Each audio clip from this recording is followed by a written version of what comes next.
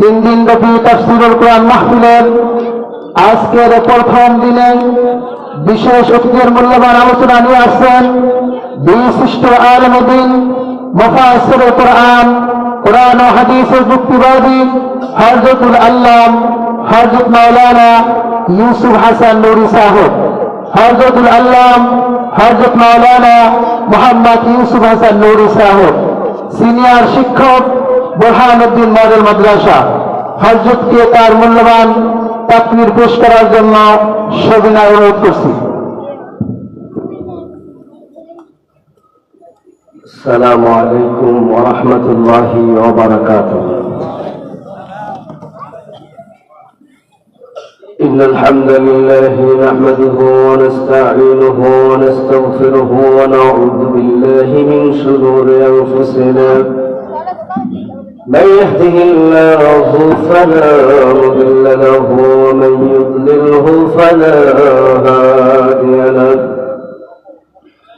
ونشهد أن لا إله إلا الله وحده لا شريك له. ونشهد أن محمدا عبد الله ورسوله أرسله الله بالحق بشيرا ونذيرا.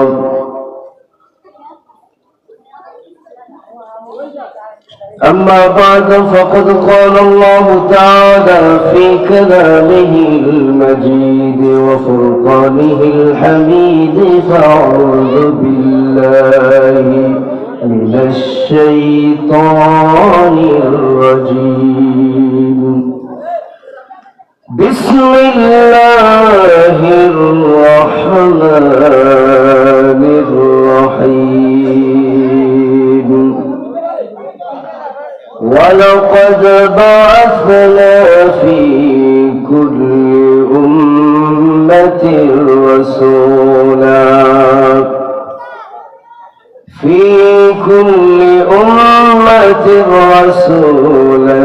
أن اعبدوا الله واجتنبوا الطاغوت. فمنهم من هدى الله ومنهم من حقت عليه الضلالة. فسيروا في الأرض فانظروا كيف كان عاقبة المكذبين. وقال تعالى في شأن حبيبه مخبرا وآمرا. فأعوذ بالله من الشيطان الرجيم. بسم الله الرحمن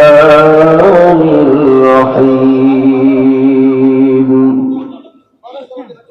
إن الله وملائكته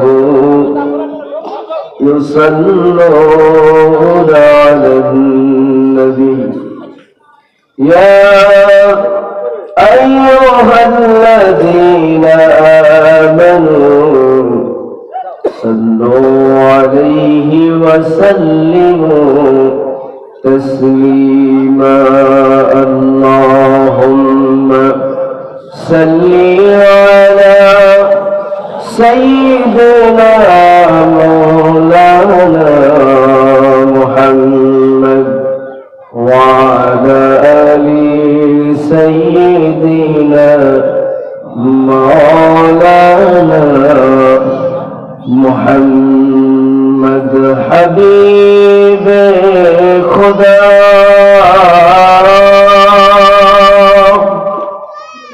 أشرف الأنبياء حبيب خدا أشرف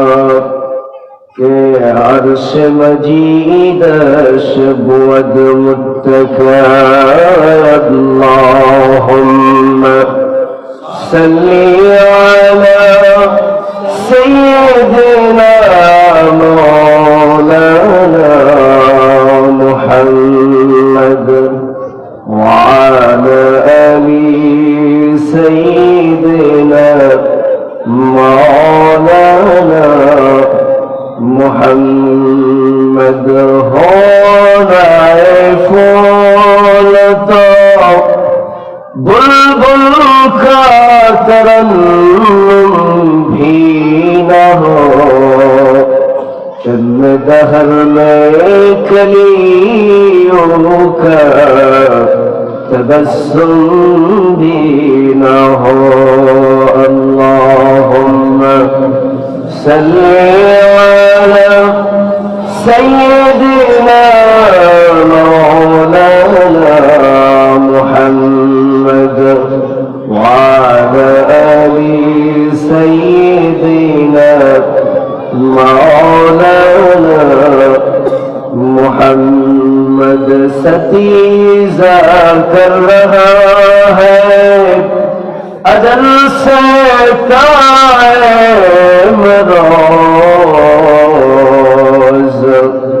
ستیزہ کر رہا ہے ازل سے قائم روز کے چراغ مصطفیٰ بھی سے شرار ابو لہبی اللہم صلی علی سیدنا مولانا محمد وعلى آل سيدنا مولانا محمد بلغ العلا بكماله كشف الدجى بجماله حسنت جميع خصاله صلوا عليه وآله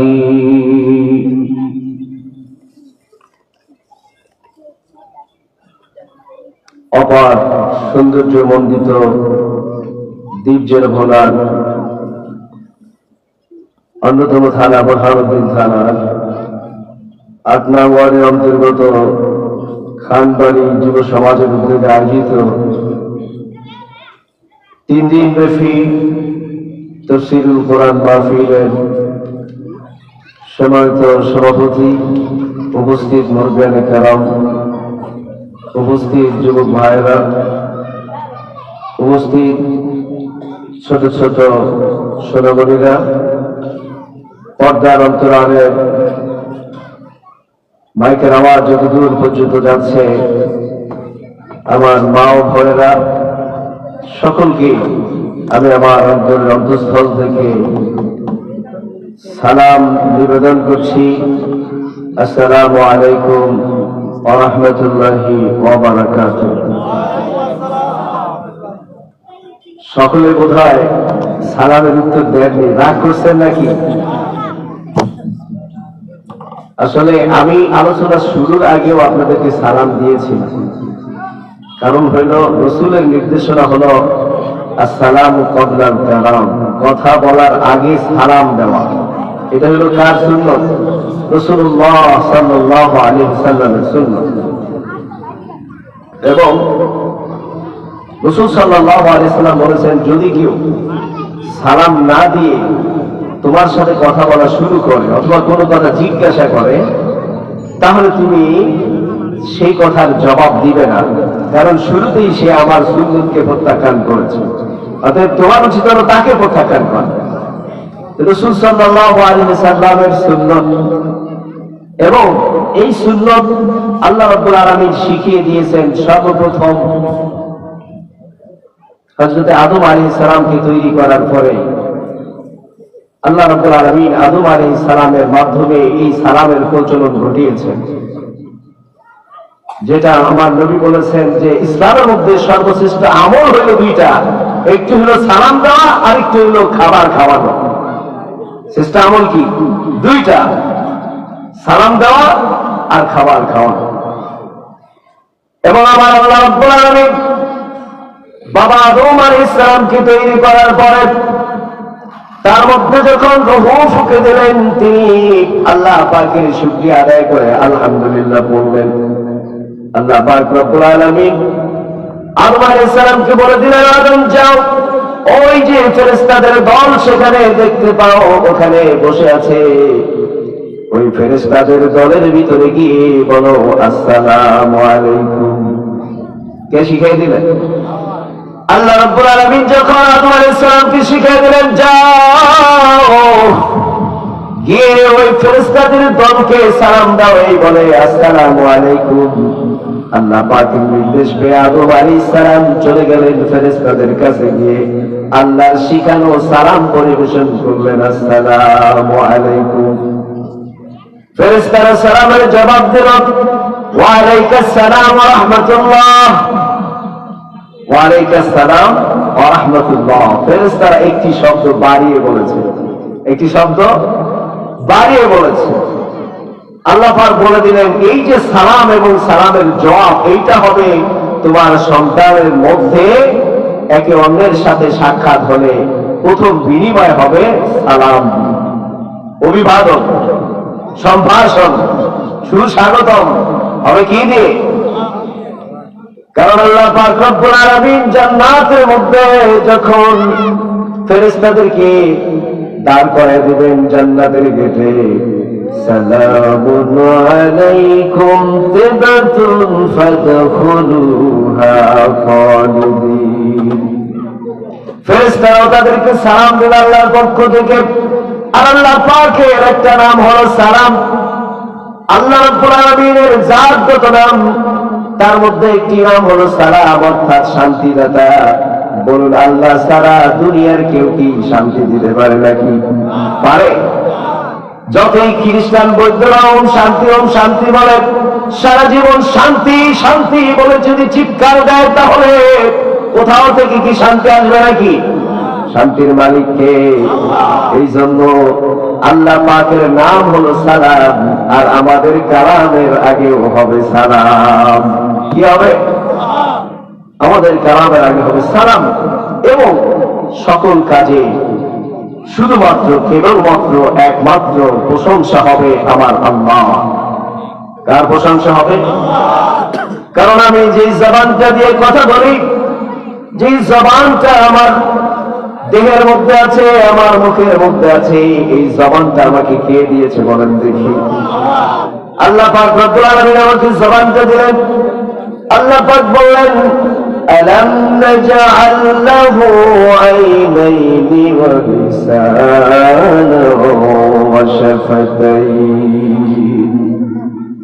ও বান্দা, তুমি তোমার গোটা শরীরের দিকে তাকায় দেখো, গোটা শরীরের প্রত্যেকটি অঙ্গ প্রত্যঙ্গতা আমি দান করেছি।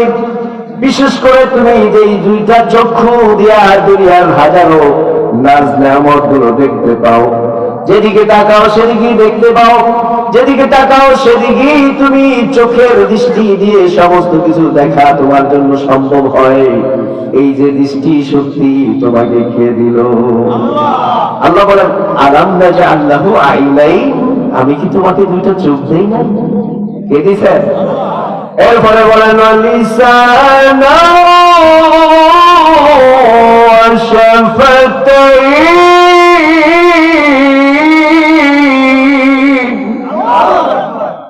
ও বান্দা, তোমাকে আমি একটা সুন্দর জিহ্বা দিয়েছি, তোমাকে সুন্দর দুইটা ঠোঁট আমি আল্লাহ রাব্বুল আলামিন দিয়েছি।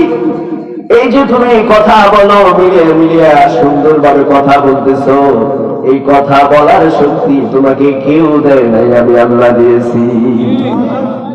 অতএব সে আল্লাহর জন্য প্রশংসা করবো না করবো কার জন্য?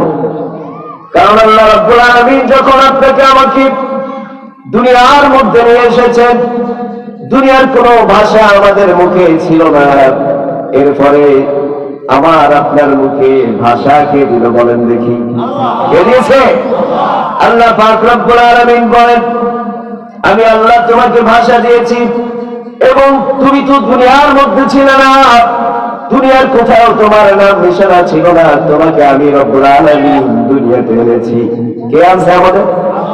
আল্লাহ রব্বুল আলামিন বলেন, আল্লাহু আখরাজাকুম মিন বুতুনি উম্মাহাতিকুম। আমি আল্লাহ এমন তোমার রব, এমন তোমার মালিক। ও বান্দা, তোমাকে কেউ পৃথিবীতে আনে নাই, আমি আল্লাহ তোমাকে তোমার মায়ের উদর থেকে দুনিয়াতে বের করে এনেছি। কি আছে? আল্লাহ পাক রব্বুল আলামিন বলেন, এমন অবস্থায় বাইর করে আনলাম, লা তা'লামুনা শাইআ,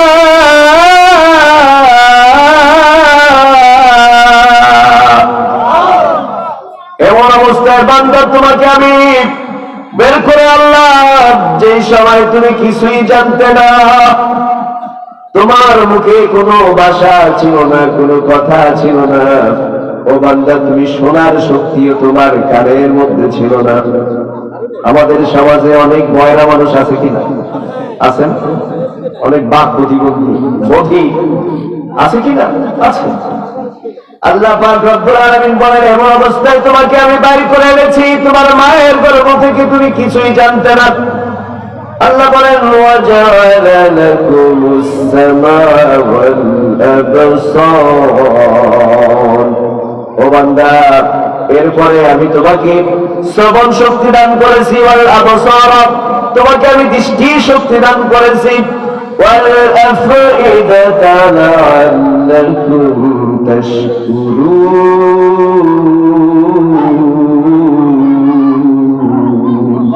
আল্লাহু আকবার।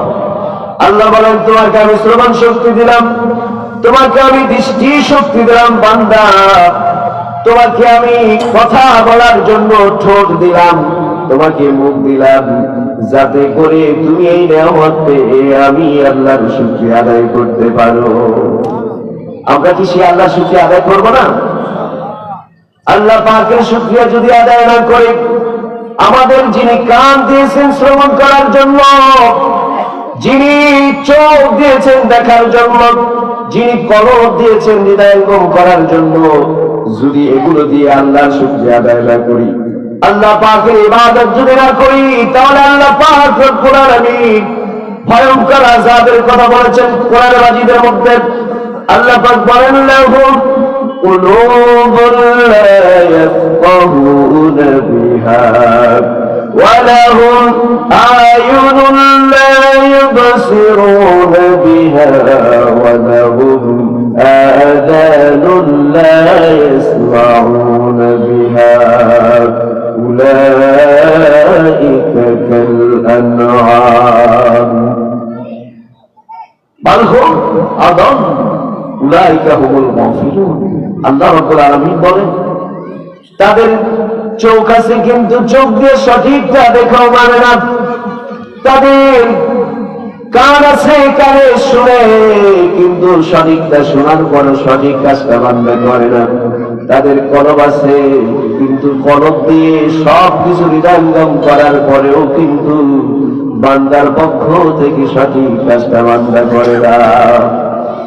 আল্লাহ পাক বলেন, তাকে আমি এমন জিনিস দান করেছি যেটা আমি অন্যান্য প্রাণীকে দেই নাই। হাঁস, মুরগি, গরু, ছাগল, যত প্রাণী আমরা দেখি বা না দেখি, কোন প্রাণীকে আল্লাহ রাব্বুল আলামিন এত বুদ্ধি বিবেচনা দেন নাই। মানুষকে যত বুদ্ধি বিবেচনা বিবেক দিয়েছেন, এত বুদ্ধি খাটানোর মতো সক্ষম করে আল্লাহ রাব্বুল আলামিন অন্য জাতিকে তৈরি করেন না, এবং এই স্বাধীনতা দিয়ে অন্য জাতিকে তৈরি করেন না। আল্লাহ পাক রব্বুল আলামিন বলেন, যদি তারা তাদের মেধাকে কাজে না খাটায়, তাদের জবানকে সঠিক কাজে না খাটায়, তাদের চক্ষুকে যদি সঠিক কাজে না খাটায়, আল্লাহ পাক রব্বুল আলামিন বলেন, তাহলে এরা হলো পশুর মতো। বালহুম আদল, বরং তার চাইতে নিকৃষ্ট। এর এই আয়াতের শুরুতে বলছে, ওয়ালাকাদ যারা'না লিজাহান্নামা কাসীরাম মিনাল জিন্নি ওয়াল ইনস, আমি অধিকাংশ মানুষ এবং জিনের জন্য জাহান্নামকে প্রস্তুত করে রেখেছি, জাহান্নামকে তৈরি করেছি অধিকাংশ মানুষ এবং জিনের জন্য। আর ওই মানুষ এবং জিন কারা?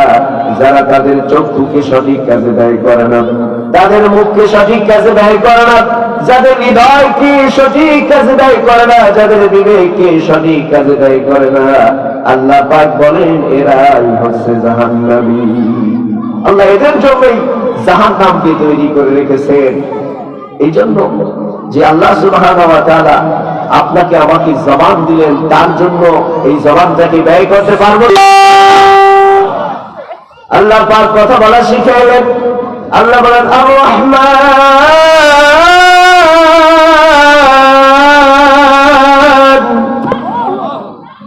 আল্লামাল কুরআন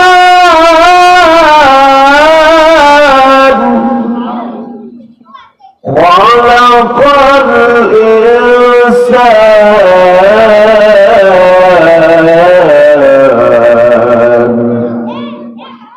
আল্লামাহুল বায়ান। আল্লাহ বলেন আমি দয়াময় আল্লাহ, আমি কোরআন শিখিয়েছি, মানুষকে তৈরি করেছি এবং মানুষকে বয়ান শিখাইছি। কে শিখাইলেন? কিছুই জানতাম না, এই থেকে শিখাইলেন কে? আল্লাহ পাক বলেন আমি মানুষকে বয়ান শিখাইছি। অতএব সেই মানুষ দুনিয়ার হাজারো বয়ান যদি করে, হাজারো কথা যদি বলে, তা আর যদি আমার আল্লাহর প্রশংসা না করে, তাহলে আল্লাহ খুশি হয় নাকি বেজার হয়? কি হয়? বেজার হয়। এই জন্য আমরা কি চাই? আল্লাহ কি বেজার করতে? কি বলেন? বেজার করতে চাই? বেজার করতে যদি না চাই, তাহলে সমস্বরে উচ্চ স্বরে সে আল্লাহর জন্য সকলে আরেকবার পড়ছি আলহামদুলিল্লাহ। আর জোরে বলেন না আলহামদুলিল্লাহ। সবাই তো হাজিরিন, আমাকে আপনাকে যে আল্লাহ তাআলা কথা বলা শিখালেন এবং এমন এলেন দান করলেন যেটা আমরা জানতাম না। আল্লামাল ইনসানা মা লাম ইয়ালাম। আল্লাহ পাক বলেন মানুষকে আমি এমন জ্ঞান দান করেছি যা সে জানতো না। অতএব যিনি আমাদেরকে এত কিছু দিলেন, জীবনের সকল ক্ষেত্রে কেবল তারই প্রশংসা করতে হবে। জীবনের সকল ক্ষেত্রে অবশ্যই অবশ্যই আমাদেরকে সে আল্লাহ পাকের প্রশংসা করার কোন বিকল্প কি আছে? আমার নবীর দিকে যদি তাকান, আপনার আমার সন্তানেরা পৃথিবীতে যখন আসে, তখন তারা প্রথমে হয়তো বাবার নাম ডাকে, অথবা মায়ের মাকে ডাকে, অথবা দাদাকে ডাকে, অথবা নানাকে ডাকে, অথবা দাদিকে ডাকে। একজনের নাম ধরে ডাকে, কলিজা ঠান্ডা হয়ে যায়। আবার আমরাও দেখি বাবাই শিখায় বাবার নাম ডাকা, মা শিখায় মায়ের নাম ডাকা, নানা শিখায় নানার নাম ডাকা, দাদা শিখায় দাদার নাম ডাকা। শিখায় কিনা? যখন একটু একটু কথা বলতে পারে অথবা কথা বলতে পারে না, তখন দেখবেন সামনে গিয়ে আব্বু আব্বু করে, মা আম্মু আম্মু করে, দাদা দাদা দাদা করে, ঠিক না? অর্থাৎ ওনারা চায় যে এই কচি কণ্ঠে আমার নাতি আমাকে একটু ডাকবে, আমার সন্তান এই কচি কণ্ঠে আমাকে একটু ডাকবে, কলিজাটা ঠান্ডা হয়ে যায়। কিন্তু যে আল্লাহ পাক রব্বুল আলামিন বান্দাকে তৈরি করলেন মায়ের গর্ভের মধ্যে, যেখানে কোনো খাবারের ব্যবস্থা ছিল না, তিনি খাবারের ব্যবস্থা করলেন। নিঃশ্বাসের ব্যবস্থা ছিল না, নিঃশ্বাসের ব্যবস্থা করলেন। দুনিয়ার মধ্যে আসার পরে কোনো খাবারের ব্যবস্থা কেউ করতে পারে না, আমার আল্লাহ। মায়ের উদরে বান্দাকে লালন পালন করলেন, আবার পৃথিবীতে আসার পরে মায়ের মুখের দুধ খাইয়ে বান্দাকে বড় করলেন। কথা বলার যখন উপযোগী হলো, বান্দা যদি আল্লাহকে ডাক না দিয়ে অন্য কাউকে ডাক দেয়, আমার আল্লাহ কষ্ট পায় কিনা বলে? আল্লাহ বেজার হয় কিনা? আমার নবী বিশ্ব নবী মুহাম্মদ রাসূলুল্লাহ সাল্লাল্লাহু আলাইহি ওয়াসাল্লাম যখন পৃথিবীতে এসেছেন, তিনি যখন কথা বলা শুরু করেছেন, দাদার নাম বলে চিৎকার দেয় নাই, নানার নাম বলে চিৎকার দেয় নাই, বাবার নাম বলে চিৎকার দেয় নাই, মাকে ডাকে নাই, ধাত্রী মাকে ডাকে নাই। নবীজি যখন কথা বলা শুরু করেছেন, সর্বপ্রথমে বলেছেন আল্লাহু আকবার কবীরা। কি বলছেন? আল্লাহু আকবার কবীরা, আলহামদুলিল্লাহি কাসীরা, সুবহানাল্লাহি বুকরাতান ওয়া আসীলা। আল্লাহ নবী সাল্লাল্লাহু আলাইহি ওয়াসাল্লাম পৃথিবীর বুকে যখন এসেছেন, সর্বপ্রথম তিনি আল্লাহর নামের তাকবীর দিয়েছেন, আল্লাহ পাকের প্রশংসা করেছেন, আল্লাহ পাকের তাসবিহ পড়েছেন, আল্লাহর বরত্ব প্রকাশ করেছেন। এটা দ্বারা বুঝে গেল উম্মতে মুহাম্মাদের উচিত হলো সর্বপ্রথম শিশু বাচ্চাদেরকে আল্লাহকে ডাকতে শেখানো। কাকে ডাকতে শেখানো? আল্লাহকে ডাকতে শেখানো। এই জন্য দেখেন না, মুসলমানের সন্তান যখন হয় তখন প্রথম শব্দ কানের মধ্যে কোনটা যায়? আল্লাহু আকবার, আল্লাহু আকবার। এই আযান রাসূল সাল্লাল্লাহু আলাইহি ওয়াসাল্লাম দিয়েছেন হযরতে হাসান রাদিয়াল্লাহু আনহু কানে। হযরতে ফাতিমা রাদিয়াল্লাহু তাআলা আনহার ঘরে যখন তার কলিজার টুকরাটি পৃথিবীতে আগমন করেছে, ভিতর থেকে পরিষ্কার করে হযরতে হাসানকে রাসূলের কোলে যখন দেওয়া হয়েছে, আল্লাহ রাসূল সাল্লাল্লাহু আলাইহি ওয়াসাল্লাম নিজেই তার নাতির কানে আযান দিয়েছেন এবং ইকামত দিয়েছেন। আজকের সমাজে এই সুন্নাত আছে কিনা বলেন? আছে? খবরই নেই, জানেই তো না, আবার জানলেও মানে না, আবার বলে যে হুজুর কারা দিব, কে দিব। হ্যাঁ, মাসালা শুনে না, যদি মহিলারাও আযান দিতে পারে, যদি এমনকি ওই সন্তানের মাও যদি সুস্থ থাকে এবং আযান দেওয়া তার কি থাকে, ক্ষমতা থাকে, তার শক্তি থাকে, হুঁশ থাকে, তাহলে ওই মাও ওই অবস্থায় নাপাক অবস্থায় আযান দিতে পারে।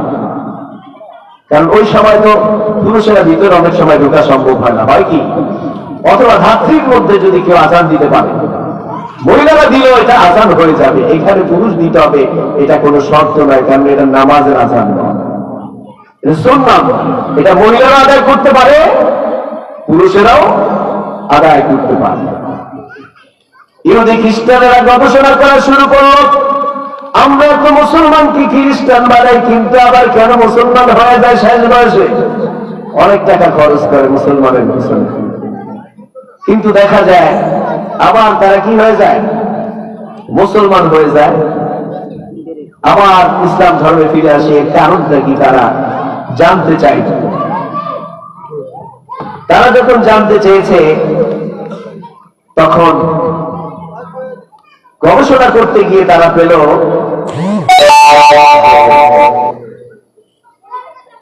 মুসলমানের এই যে অবস্থা, যখন আমরা তাদেরকে মুসলমানি থেকে বের করে এনে আমাদের ধর্ম গ্রহণ করে লাখ লাখ কোটি কোটি টাকা তাদের পিছনে ব্যয় করি, অথচ তারা একটি সময়ে মুসলমান হয়ে যায়। এর কারণটা আসলে কোথায়? খোঁজার চেষ্টা যখন করেছে, একটি পর্যায়ে তারা খুঁজে পেল যে মুসলমানের কানে যেই জন্ম নেওয়ার সাথে সাথে যে আযানটা দেওয়া হয়, সেই আযানটাই হলো মূল সমস্যা। কোন জায়গায় সমস্যা? মুসলমান জন্ম নেওয়ার পরে তাদের কানে যে আযান দেওয়া হয়, এই আযানটাই হলো মূল সমস্যা। তো আজকের সমাজে আযান থেকে বিরত রাখার জন্য আমাদের মা বোনেরা এমনিতেই দেখা যায়, বা আমরা অনেকে দরদ দেখায় সিজারে নিয়ে যাই, যেখানে আযান দেওয়া আজীবন সম্ভব না। বুঝছেন না? দরদ দেখায় যে এত কষ্ট করবে, আগেই ভরসা হারিয়ে ফেলে, আল্লাহ পাকের উপরে ভরসা হারিয়ে ফেলে, যার কারণে আযান আর তাদের কান কর্ণকুহরে গিয়ে পৌঁছে না। আযান না পৌঁছার কারণে তার সাথে ইসলামের সাথে কোনো সম্পর্ক তৈরি হয় না। সম্মানিত হাজিরিন,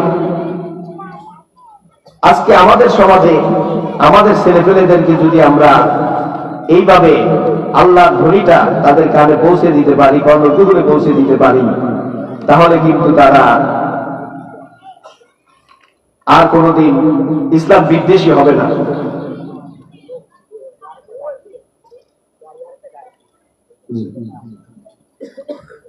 এখানে পৃষ্ঠা আরেকটা দেখেন, 34 আয়াত থেকে 147 আয়াত চলে আসছে। একটু চেঞ্জ করুন।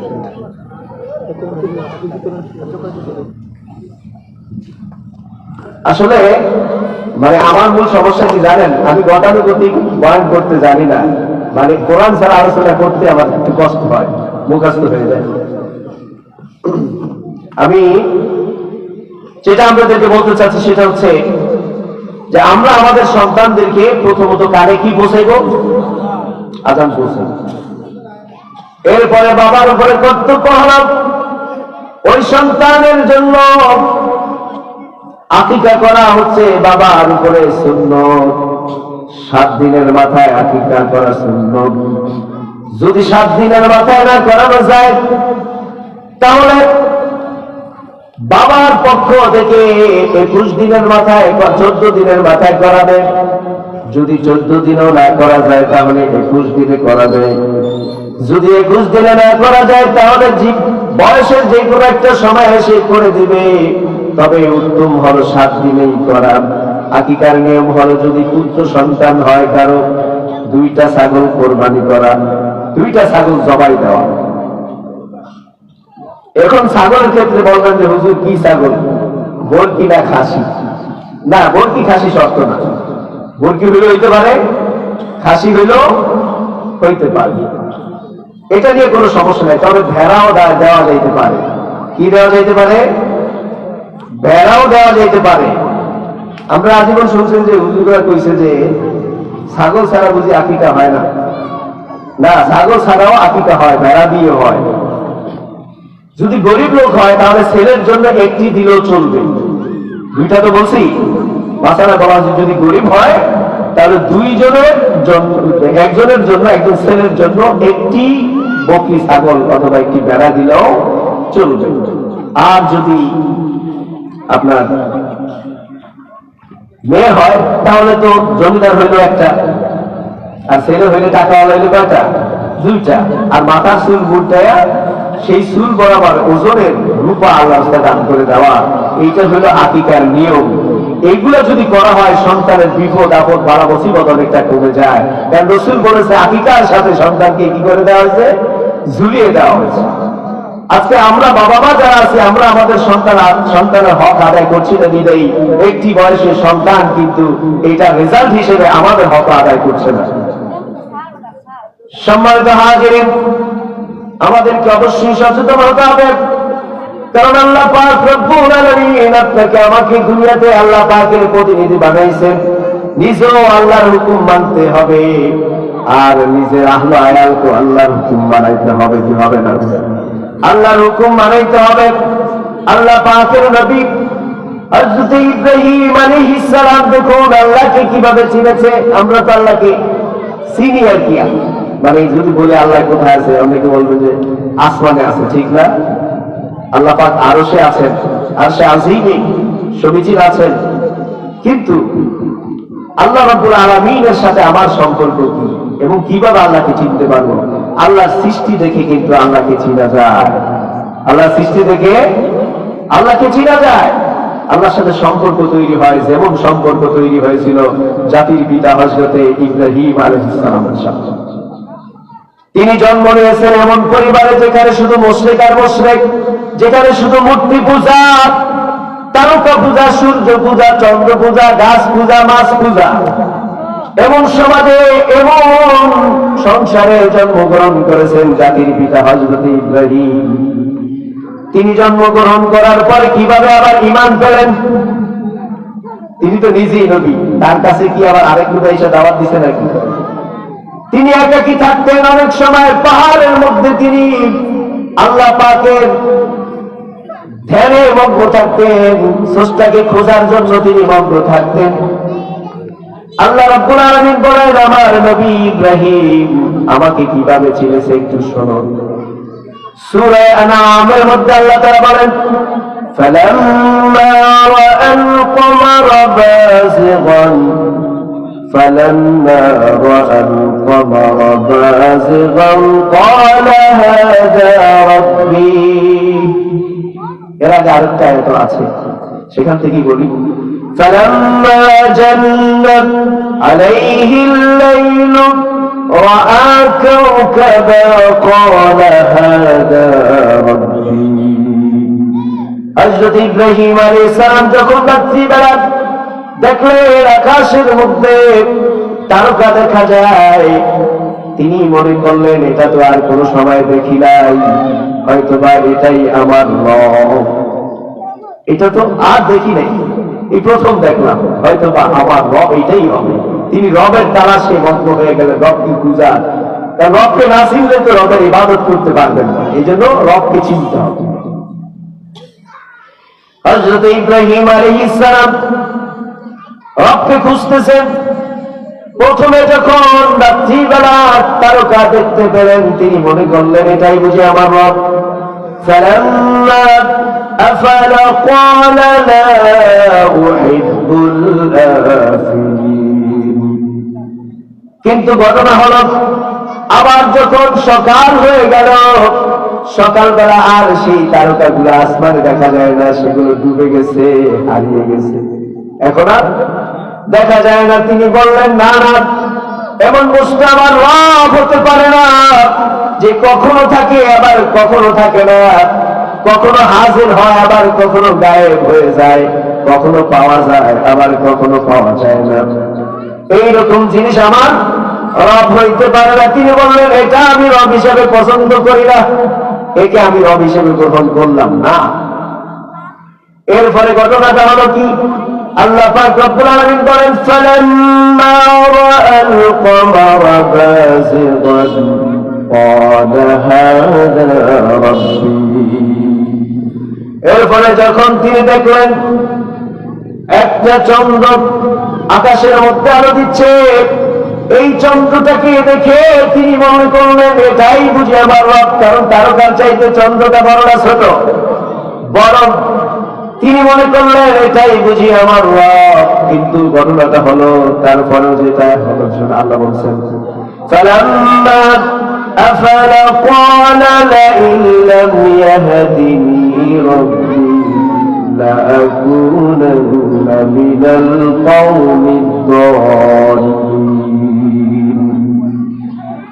আল্লাহ রাব্বুল আলামিন বললেন, যখন তিনি দেখলেন, ইব্রাহিম আলাইহিস সালাম দেখলেন, যখন দিনের বেলায় এসে চন্দ্রটা আর খুঁজে পাওয়া যায় না, চন্দ্র যখন ডুবে গেছে, হযরত ইব্রাহিম আলাইহিস সালাম বললেন আমার আল্লাহ, আমার রব যদি আমাকে হেদায়েত না দেয়, আমার আল্লাহ যদি আমাকে পথ না দেখায়, তাহলে আমি অবশ্যই গোমরাহ হয়ে যাব। কেবলমাত্র আমাকে যদি আল্লাহ পথ দেখান, তাহলেই কেবল আমি এখান থেকে বেরিয়ে আসতে পারি, রবকে খুঁজে পেতে পারি। এখনো রবকে পান নাই। এরপরে ঘটনা কি হলো, আল্লাহ বলছেন ফালাম্মা রাআ আশ-শামসা বাযিগাতান ক্বালা হাযা রাব্বী হাযা আকবার। যখন হযরত ইব্রাহিম আলাইহিস সালাম বিশাল সূর্যকে দেখতে পেল, মনে করলেন এটা যেহেতু আগের গুলার চাইতে অনেক বড়, অনেক উজ্জ্বল সবুজ্জ্বল, সুতরাং এটাই আমার রব হইতে পারে। মনে করলেন এটাও বড় আমার রব, কারণ এটা বড়, হাযা আকবার, কারণ এটা কি বড়, ওইগুলার চাইতে এইটা বড়, এই জন্য তিনি মনে করলেন এটা বুঝি তার রব। কিন্তু না, আল্লাহ পাক বলছেন ফালাম্মা আফালাত ক্বালা ইয়া কওমি ইন্নী বারীউম মিম্মা তুশরিকুন। আল্লাহ পাক বললেন যখন এই সূর্যটা আবার ডুবে গেল, সূর্য যখন অস্ত চলে গেল, তিনি তখন এটাকে রব হিসেবে মানলেন না, বরঞ্চ মুশরিকদের সাথে তার জাতির যারা আল্লাহর সাথে এগুলোকে শিরক করেছে, চন্দ্র পূজা করেছে, সূর্য পূজা করেছে, নক্ষত্র পূজা করেছে, যারা গাছ গাছালি পূজা করেছে, তিনি তাদের সাথে সমস্ত সম্পর্ক ছিন্ন করলেন। বারীউম মিম্মা তুশরিকুন, তারা যত শিরক করেছে, যা কিছুর সাথে আমার রবকে মিলিয়ে নিয়েছে, এগুলো থেকে তিনি সম্পর্ক ছিন্ন করলেন, বেরিয়ে আসলেন। বেরিয়ে এসে এবার কি করলেন? তিনি এবার বললেন, ইন্নী ওয়াজ্জাহতু ওয়াজহিয়া লিল্লাযী ফাতারাস সামাওয়াতি ওয়াল আরদা হানিফান ওয়া মা আনা মিনাল মুশরিকিন। যেটা আমরা নামাজের মধ্যে পড়ি, করেন না আপনারা নামাজে দাঁড়িয়ে? এই দোয়া, এটা আসলে দোয়া নয়, বরঞ্চ কোরআনের আয়াত, যেটা হযরতে ইব্রাহিম আলাইহিস সালাম ওই যে চন্দ্র সূর্য নক্ষত্র এগুলোকে রব মনে করেছিলেন, কিন্তু দেখলেন যে এগুলোর কোনো স্থায়িত্ব নাই, কোনো অস্তিত্ব থাকে না। এই জন্য তিনি এগুলোকে ত্যাগ করে এগুলো থেকে মুখ ফিরিয়ে একচ্ছত্র মালিক আসমান জমিনের রব, যিনি আসমান বানাইলেন, যিনি জমিন বানাইলেন, যিনি চন্দ্র বানাইলেন, যিনি সূর্য বানাইলেন, সেই রবের দিকে নিজের মুখটাকে ফিরে নিলেন। ইন্নী ওয়াজ্জাহতু, আমি আমার চেহারাকে ঘুরিয়ে নিলাম, ওয়াজহিয়া, সেই দিকে, লিল্লাযী ফাতারাস সামাওয়াতি ওয়াল আরদা, যিনি আসমান এবং জমিনকে তৈরি করেছেন, গোটা মাখলুকাত যিনি তৈরি করেছেন, হানিফা, একনিষ্ঠভাবে আমি তার দিকে মুখ করে দিলাম। শুধু তাই নয়, ওয়া মা আনা মিনাল মুশরিকিন, আর এই মুশরিকদের মধ্যে আমি অন্তর্ভুক্ত নই, মুশরিকদের সাথে আমার ন্যূনতম কোনো সম্পর্ক নাই। সমস্ত সম্পর্ক ছিন্ন করে একনিষ্ঠভাবে, হানিফভাবে আল্লাহ তাআলার দিকে মুতাওয়াজ্জহ হলেন।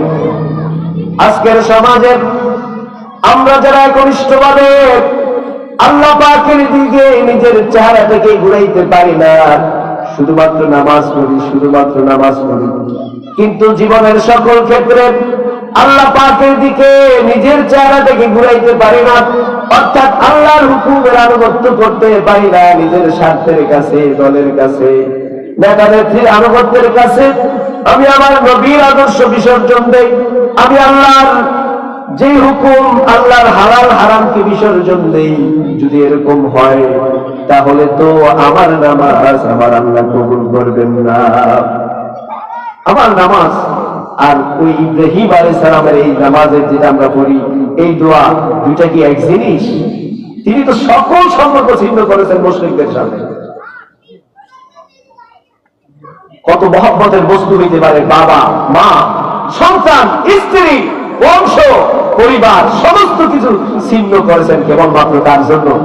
তার জন্য, আল্লাহ পাকের জন্য। সময় তো হাজির, এই মন মানসিকতা আমাদের লালন করতে হবে। আর আমরা যদি আল্লাহ পাকের এই কুদরত গুলা দেখি, আল্লাহ পাকের বিশাল সৃষ্টি দেখি, তাহলে সেখান থেকে আমরা আমাদের রবকে চিনতে পারবো, জানতে পারবো। আর আমাদের সিজদায় আল্লাহর কাছে মাথা নত হয়ে আসবে। আমি আপনাদের সামনে মহাগ্রন্থ আল কোরআনের একটি সূরা, সূরা আন-নাহল এর 35 নম্বর আয়াত আপনাদের সামনে তেলাওয়াত করেছি। এই সূরাটি নাজিল হয়েছে মক্কায়, আবার কিছু অংশ মদিনায় নাজিল হয়েছে, তবে সামষ্টিকভাবে সূরাটিকে মাক্কি সূরা বলা হয়।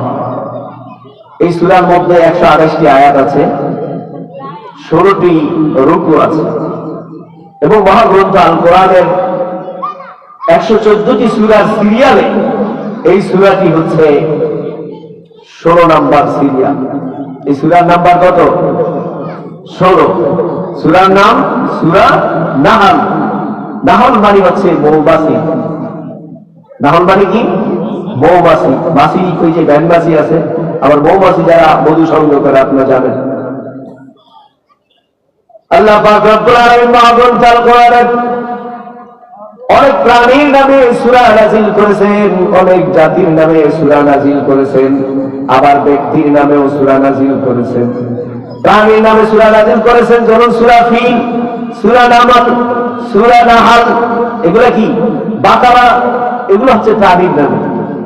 আবার জাতির নামে সূরা নাযিল করেছেন, আলে ইমরান, এরপরে আহজাব, এরপরে আল্লাহ পাক রব্বুল আলামিন ব্যক্তির নামে সূরা নাযিল করেছেন, সূরা মুহাম্মদ সাল্লাল্লাহু আলাইহি ওয়াসাল্লাম, সূরা ইউনূস, সূরা হুদ, সূরা ইউসুফ, আল্লাহ পাক ব্যক্তির নামে সূরা নাযিল করেছেন, আবার প্রাণীর নামে সূরা নাযিল করেছেন।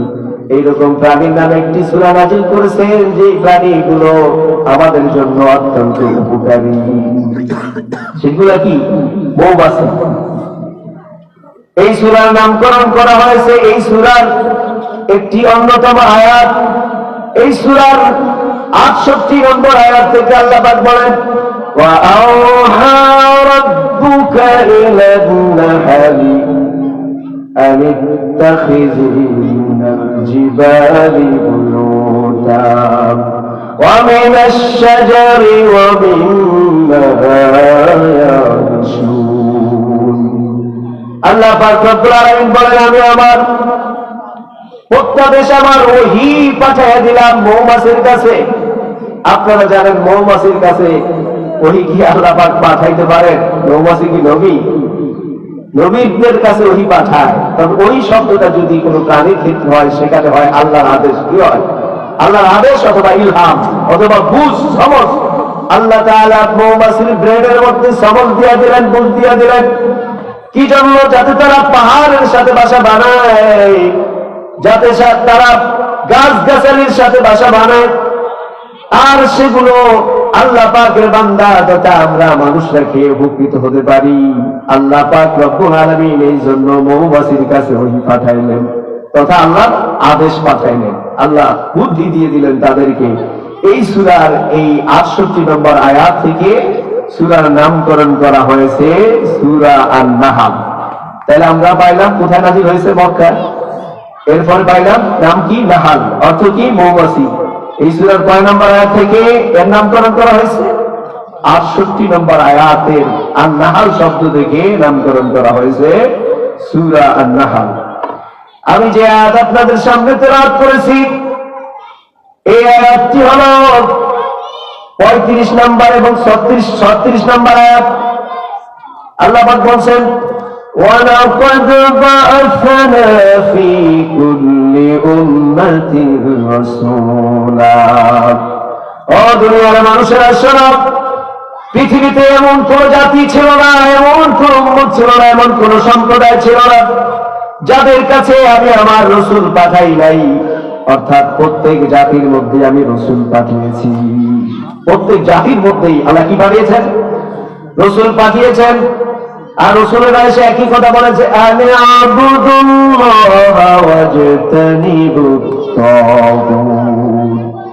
আল্লাহ পাকের রাসূলগণ আল্লাহ পাকের পক্ষ থেকে পৃথিবীতে এসে মানুষকে বলেছেন, এক আল্লাহর দাসত্ব করো, গোলামি করো, আর তাগুতের আনুগত্য বর্জন করো, তাগুতের সাথে সম্পর্ক ছিন্ন করো, তাগুত থেকে দূরে সরে থাকো, আর একান্তভাবে আল্লাহ পাকের ইবাদত করো। এই জন্যই আল্লাহ রাসূলদেরকে পাঠাইছে।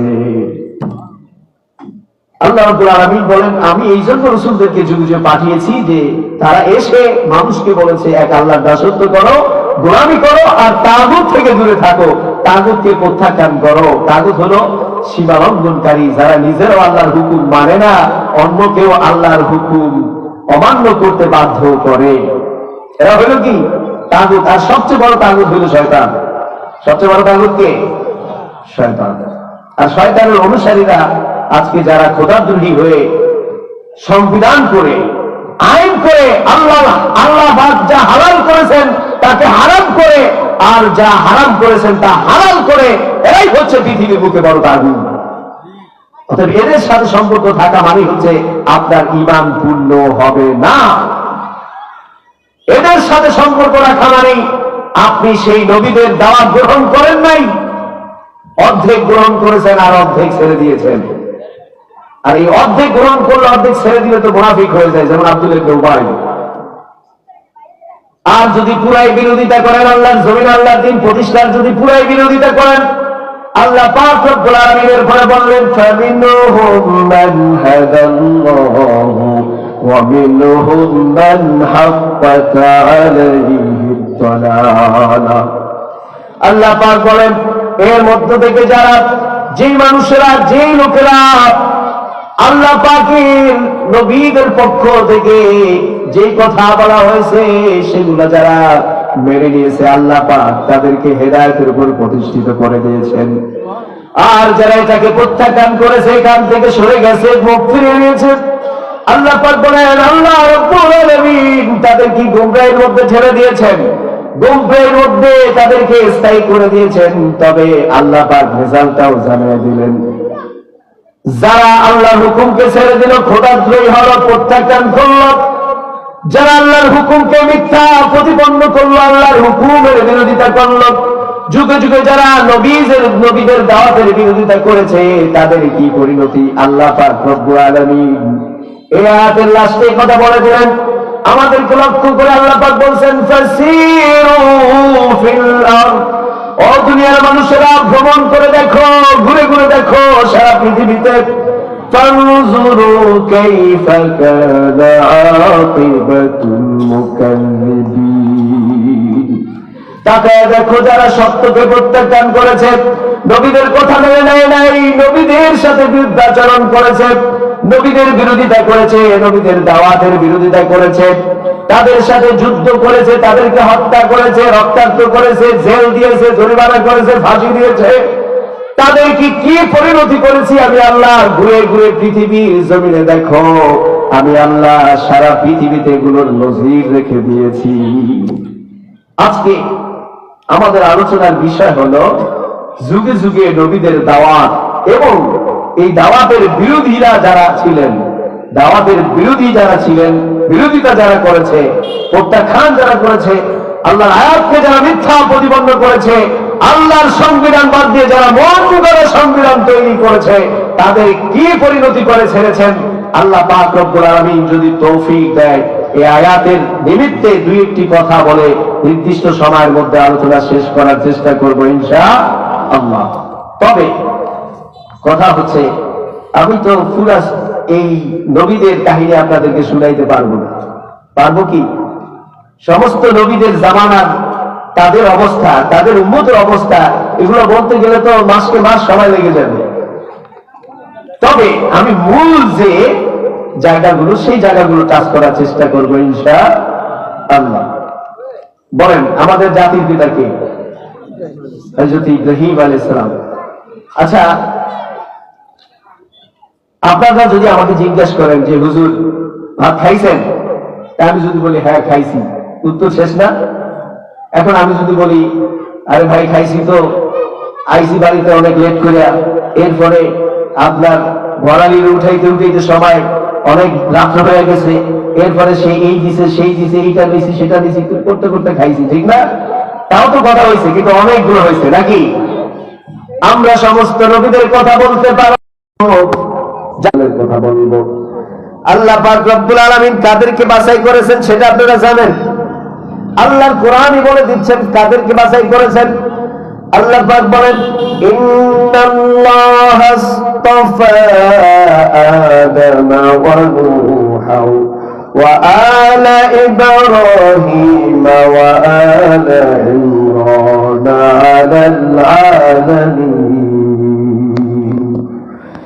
আল্লাহ পাক রব্বুল আলামিন বলেন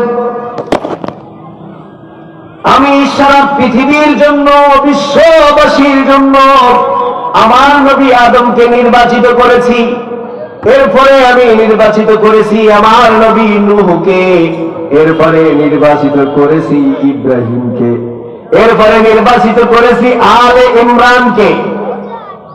কি বলেছেন? আদম আলাইহিস সালামকে, নূহ আলাইহিস সালামকে, ইব্রাহিম আলাইহিস সালামকে এবং আলে ইমরানকে। তার মানে আল ইমরান হচ্ছে ইমরান আলাইহিস সালামের বংশধর। ইমরান আলাইহিস সালাম হচ্ছেন হযরতে মূসা আলাইহিস সালাম এবং হযরতে হারুন আলাইহিস সালামের বাবা। তাহলে কেউ বাদ পড়ছে? প্রধান প্রধান রাসূলদের কথা আল্লাহ বলে দিলেন। আল্লাহ বললেন সারা পৃথিবীর জন্য আমি এদেরকে নির্বাচিত করেছি। এর মধ্যে আবার আমার আপনার জাতির পিতাকে আল্লাহ তাআলা পরবর্তী সমস্ত জেনারেশনের জন্য আদর্শ বানায় দিয়েছেন। হযরত ইব্রাহিম আলাইহিস সালাম আল্লাহ এমন এক নবী যার পরে 1 লক্ষ অথবা 2,24,000 পয়গম্বর পৃথিবীতে এসেছে। হযরত ইব্রাহিম আলাইহিস সালাম পর্যন্ত মাত্র 10 থেকে 12 জন নবী পৃথিবীতে এসেছে। আর সমস্ত নবীগণ যারা এসেছেন আমাদের নবী পর্যন্ত সমস্ত নবীগণ ইব্রাহিম আলাইহিস সালামের পরে এসেছে, এদের বংশের মধ্যে এসেছে। বংশ পরম্পরায় আল্লাহ পাক রব্বুল আলামিন তাদেরকে নবী করে পাঠিয়েছেন। আর সেই ইব্রাহিম আলাইহিস সালামের জাতি তো আমরা কার জাতি?